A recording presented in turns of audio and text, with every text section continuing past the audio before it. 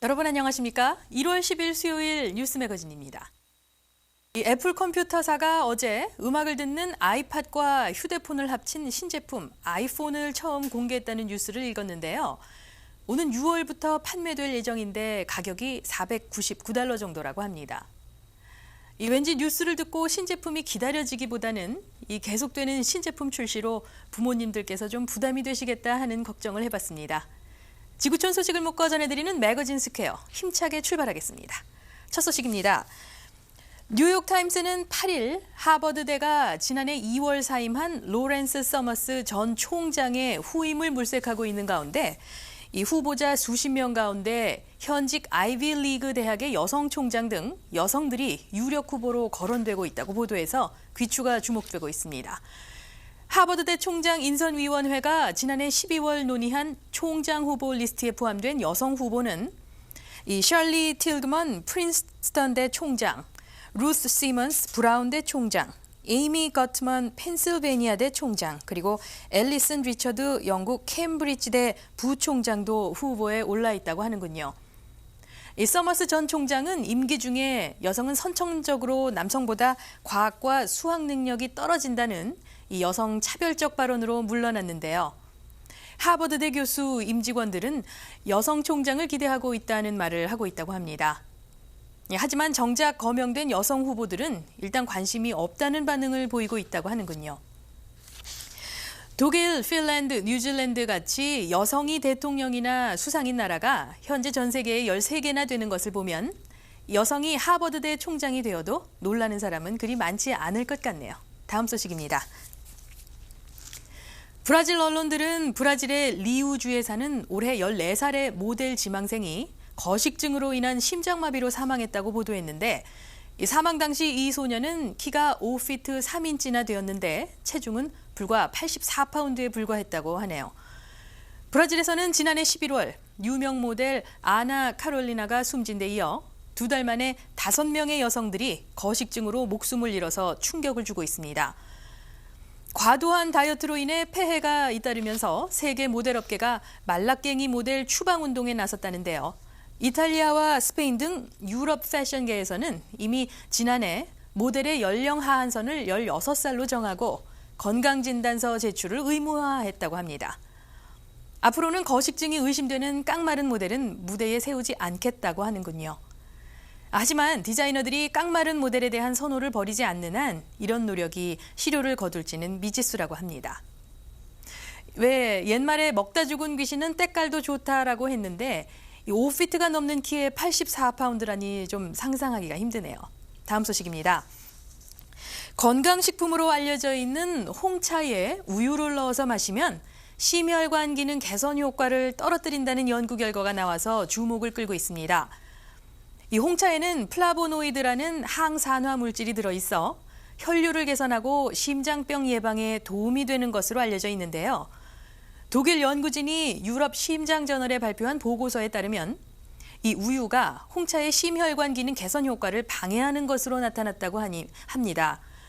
이 여성들을 대상으로 한 연구에서 아무것도 넣지 않고 홍차만 마셨을 때의 혈관의 혈류 변화 대응 능력 수치가 크게 개선된 반면에 이 홍차에 우유를 넣어서 마셨을 때에는 이러한 효과가 뚝 떨어졌다고 하는군요. 이유는 우유에 함유된 단백질인 카세인 때문이라고 합니다. 홍차에 우유를 넣고 드셨던 분들 내일부터는 홍차의 맛 있는 그대로를 느끼시기를 바랍니다. 다음 소식입니다.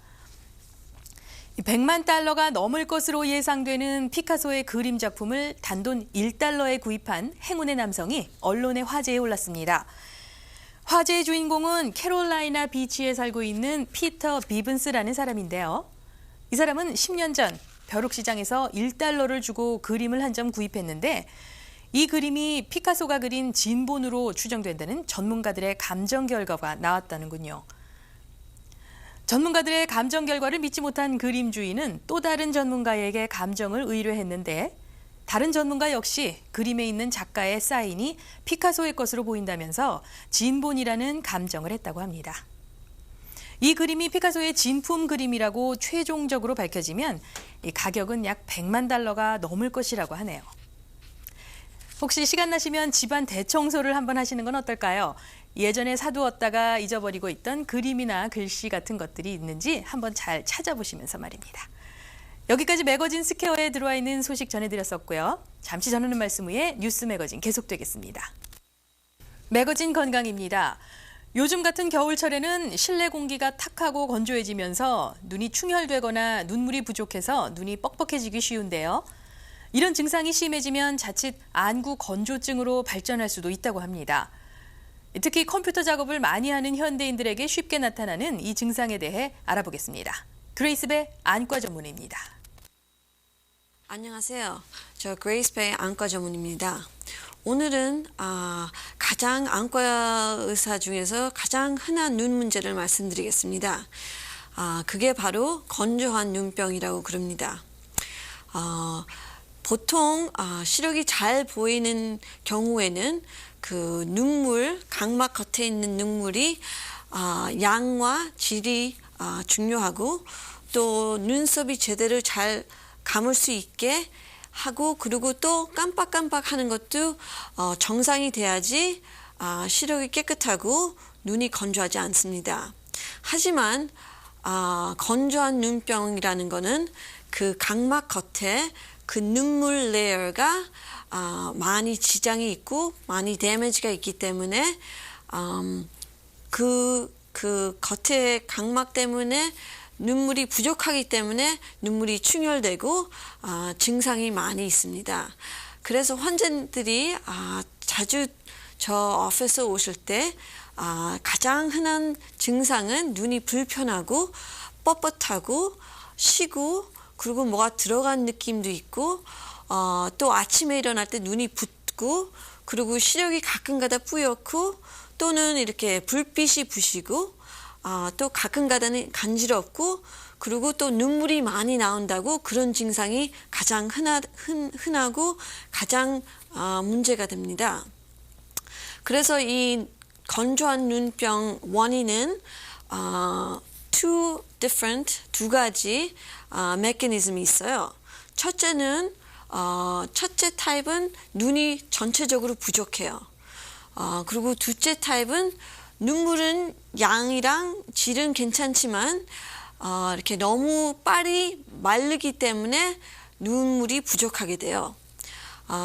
예를 들어서 눈물이 부족한 환자들은 두 가지 병이 있어요. 첫째는 쇼그린스 신드롬이라고 그거는 눈물 만드는 부분이랑 눈이 인플레메이션 아니면 많이 부었기 때문에 눈물이 부족하고 그리고 그 환자들은 또 입이 마르고 또 근육이 아파서 그런 병도 있지만 두 가지째는 그냥 눈물에 대해서 눈물이 덜 만들기 때문에 눈물이 부족하게 볼 수 있죠. Second mechanism, 눈물이 양은 충분하고 질은 괜찮지만 눈물이 많이 마르는 경우도 눈물이 부족할 수가 있죠. 그 경우는 보통 가장 흔한 원인은 눈썹 문제예요.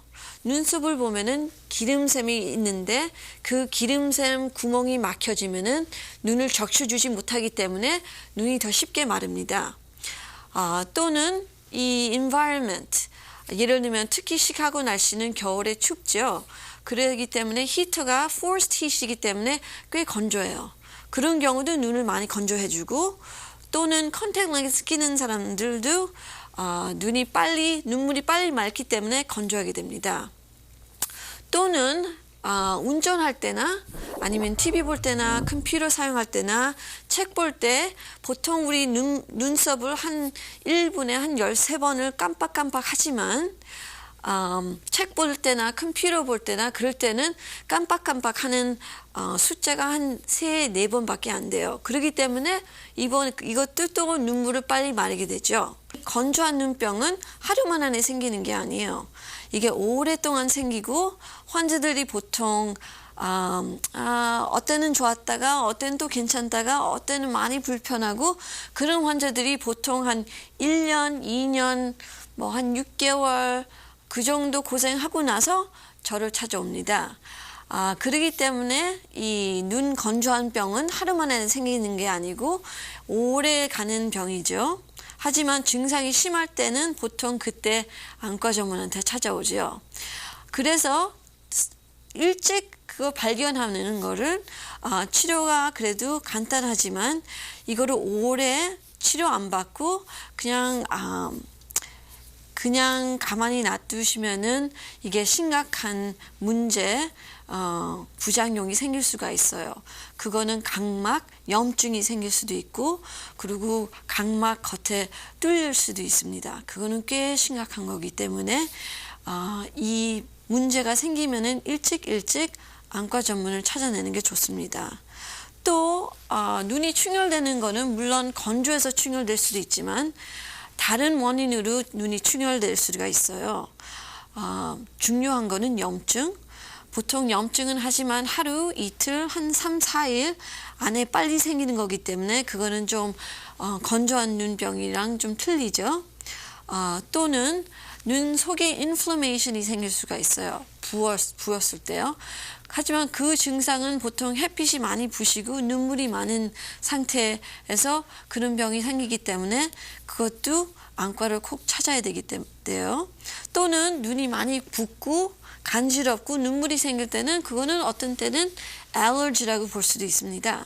그래서 알러지 안약이 있기 때문에 이게 원인이 알러지면은 그 약이 필요하죠. 그리고 또는 가장 흔하지는 않지만 가장 위험한 거는 또 녹내장. 제가 저번에 녹내장의 말씀은 드렸지만 이거는 다른 원인으로 녹내장이 생길 수가 있어요. 이거는 하루만 안에 갑자기 눈이 빨개지고 시력이 뿌옇게 되고 그리고 눈이 아프고 이렇게 따가운 게 아니라 쑤시는 아픔, 그런 거면은 녹내장 어택 아니면 에피소드라고 그러죠.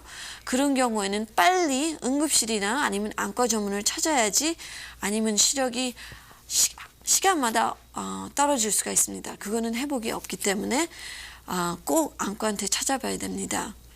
이 다른 눈 충혈되는 눈에 대해서 다른 병이 많기 때문에 언제든지 조금이라도 문제가 있으면 꼭 안과 전문을 찾아뵙는 게 좋겠습니다. 그러면은 다음에는 제가 이 건조한 눈병의 치료를 말씀드리겠습니다. 감사합니다. 여러분, 축구, 커피, 그리고 삼바로 유명한 나라 하면 브라질이 바로 떠오르시죠?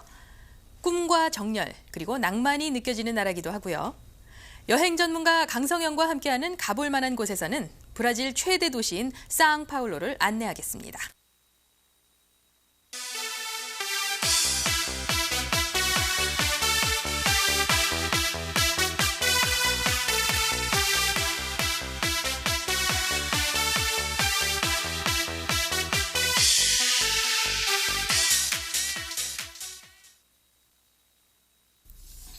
한미TV 시청자 여러분 안녕하셨습니까?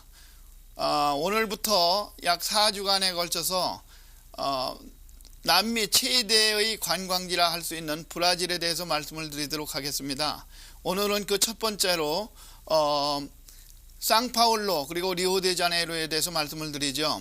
한국의 40배나 되는 브라질, 이 꿈과 낭만, 정열과 야수, 또 생태계의 본고장이라 할 수 있는 브라질에서 가장 발달한 도시로 바로 이 상파울루를 꼽고 있습니다. 인구 1,500만 명, 남미가 자랑하는 최대 도시, 그리고 브라질이 그 남미 절반을 차지하는 만큼이나 상파울루는 국민 총생산량의 50%를 차지하며 천여 개의 금융기관과 은행만도 3천여 군데가 따로 존재하는 무궁무진한 자원과 잠재력이 있어 언제든지 마음만 먹으면 세계를 제패할 올날이 있을 것이라는 장담을 하는 이곳은 그들의 입에서 대단한 위력의 잠재력을 볼 수 있습니다. 500여 개의 호텔이 세계 각지에서 온 관광객을 맞이하고 주변의 명소나 유적이 산재해 있어 예부터 이주자가 만들어내는 독특한 문화와 또 분위기가 찾는 이의 마음을 사로잡고 있습니다. 남미 최대의 근대 도시 상파울루를 가리켜 혼돈 속의 조화라 일컬어 그 특유의 분위기나 또 문화를 피부로 느끼게 하며 해발 760m로 6월에서 9월은 우리나라의 겨울에 해당되는 섭씨 15도 내외이며 또 7월은 섭씨 10도 이하의 추운 날이 계속됩니다. 날씨가 더우면서 그 여행하기 좋은 때는 10월에서 3월이 적기니 겨울의 시카고 날씨는 남미 그것도 브라질 상파울로 지역에서는 여행하기 좋은 날이 3월 초순으로 알려져 있습니다. 상파울로는 국제공항인 과롤료스 공항이 있고 또 국내선인 콩고니아스 공항이 있어서 시내 중심지에서 약 25km 정도 떨어져 있는 편이 되겠습니다.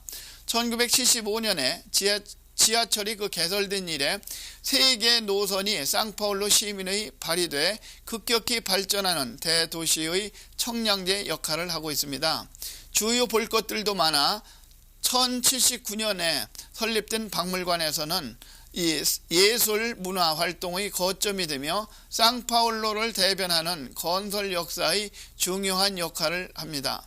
또 종교 미술관, 또 성베드로 성당, 또 이 헤프블라카 광장, 또 동양인 오사카 거리 등이 초롱불을 상징한 가로등이 이채롭고 1882년부터 1978년까지 100년에 걸쳐 사용된 곳입니다. 상파울로 미술관이 이 베라푸에라 공원 등 볼 것들이 많기도 합니다.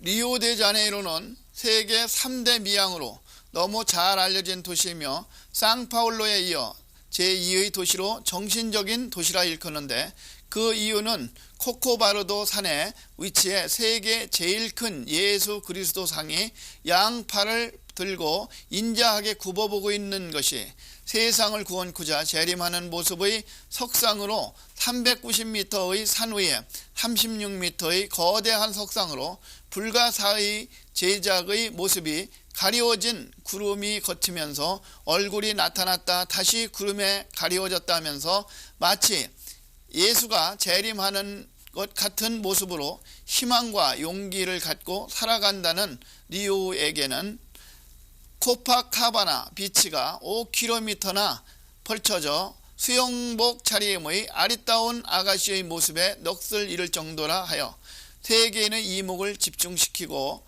있으며 신백사장과 수영복 그리고 애틀랜틱 대로에는 고급 식당, 호텔, 토산품 등이 즐비한 관광 중심지이며 남미의 정열을 느낄 수 있는 정열과 삼바의 호화찬란함과 전통문화를 알리는 세계 최대의 삼바쇼 페스티벌 그 화려함과 케이블카를 타고 그 산 정상에 오르며 전경을 내려다보는 아름다움의 극치 슈가로프 20만 명을 수용하는 세계 최대의 축구장 마라카낭 또 포르투갈어의 강을 의미하는 리우와 또 1502년 1월을 의미하는 자네이로를 합쳐 리오데자네이로로 명명되었다는 탐험가의 유래만큼이나 리우는 국제 관광도시로 역사의 주무대에서 남미의 견인차 역할을 톡톡히 하고 있는 곳이라 할 수 있겠습니다.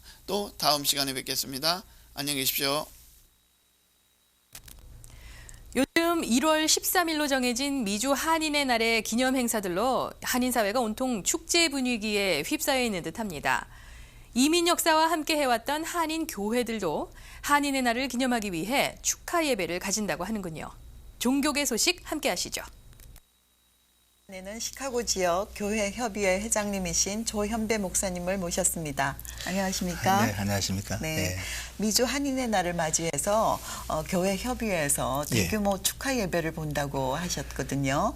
예, 어떻게 그 내용을 좀 설명해 주시겠습니까? 예, 다가오는 1월 14일 주일날 오후 5시에 네. 시카고 한인 제1연합 감리교회에서 미주 한인의 날 축하 예배를 교계 전체가 연합으로 이렇게 드리게 되었습니다. 그 시카고 교계에서 참 이 기독교 계통의 그 기관 대표 기관이 4개 기관이 있는데 그 그 4개 기관이 이렇게 연합으로 공동 주최해서 이렇게 예배를 드린 경우가 참 드물어요. 한인들의 위상을 이렇게 높여주신 것을 생각하면은 우리 교계가 그냥 있을 수가 없지 않느냐. 그렇죠. 모두가 연합해서 한번 하나님 앞에 영광 돌리는 예배를 드리고 또 우리도 이걸 계기로 해서 또 2007년 새해가 특히 이 평양 대부흥 운동이 일어난 지 100주년 되는 해인데 시카고의 교계의 현실이 정말 그 어느 때보다도 참 부흥을 절실히 갈망하는 그런 현실을 감안할 때에 우리가 참 온 교계가 한 자리에 모여 하나님 앞에 예배드리는 이런 그 모임을 통해서 우리 모두가 새롭게 좀 힘을 얻고 또 새 출발하는 기회로 삼자 하는 뜻에서 온 교계가 한 자리에 모이게 됐습니다. 그러십니다. 예, 그리고 미주 한인의 날 기념사진전도 개최한다고 들었는데요. 소개를 좀 해주시죠. 예, 우리가 축하 예배와 함께 이제 기념사진 전시회가 1월 11일부터 17일까지 일주일 동안 그 나일스에 있는 슈퍼 H마트 그 전시관에서 있게 돼요.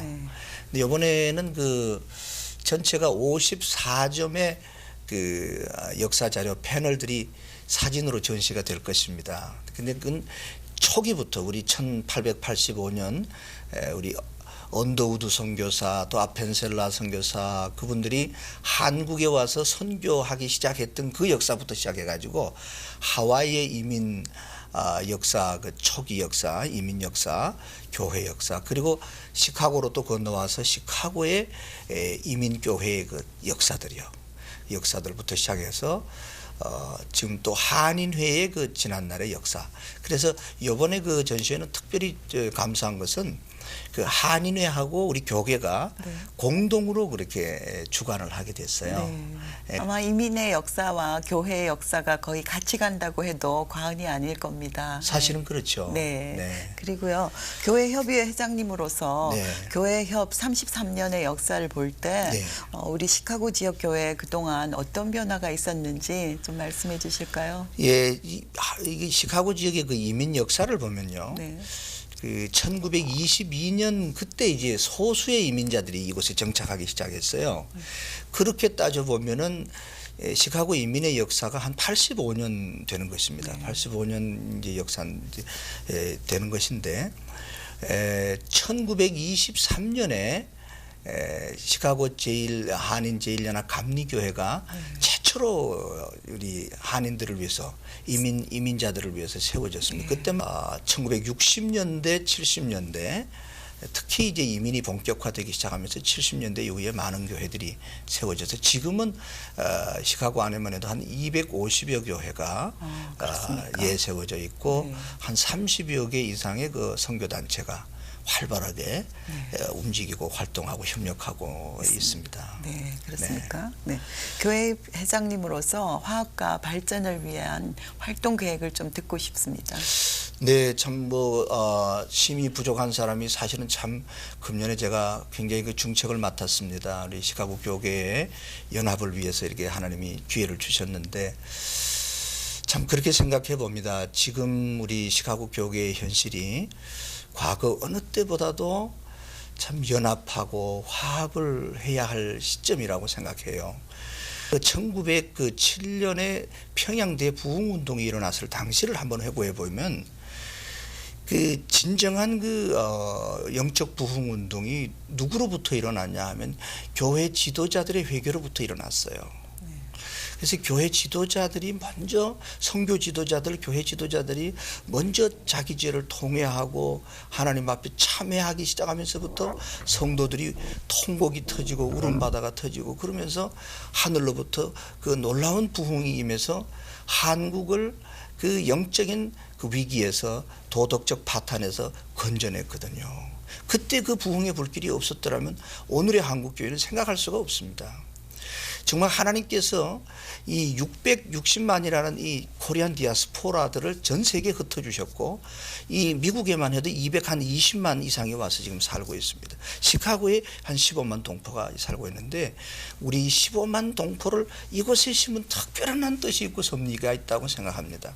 새해는 저희 교회 협의회는 정말 분기별로 좀 이 지역별로 나누어서 대각성 기도 집회를 좀 하면서 우리가 진정한 지도자들부터 우리가 참여하면서 하나님 앞에 울부짖고 기도하고 온 성도들이 이 땅의 부흥을 달라고 울부짖는 그런 기도의 그런 운동이 일어나고 그런 부흥의 운동이 일어나면서 8월 달에 있을 예정인 그 할렐루야 시카고 대성회를 통해서는 온 시카고 교회 전체가 한 덩어리가 돼서 정말 이 땅의 부흥을 좀 갈망하는 그런 좀 부흥 화합과 연합의 계획을 가지고 있고요. 특히 좀 우리가 지역별로 먼저 목사님들 간에 잘 화합하는 분위기를 만들어서 성도들이 함께 모이고 또 시카고 전체적으로 또 모이고 하여간 참 동원할 수 있는 모든 방법을 동원해서 2007년은 정말 그야말로